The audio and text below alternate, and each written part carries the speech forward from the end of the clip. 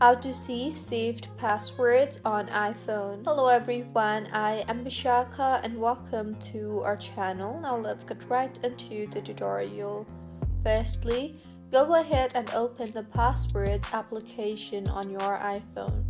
Passwords is a default app of Apple, so for some reason if you do not have the app, then go ahead and download the app from your app store. So once you have opened the app, you will be asked to enter your biometrics or passcode.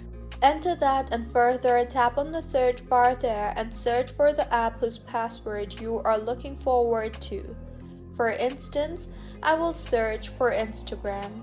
Now, tap on the profile whose password you are looking forward to. You will see the password tab. Tap on that and with this you will be able to view your password.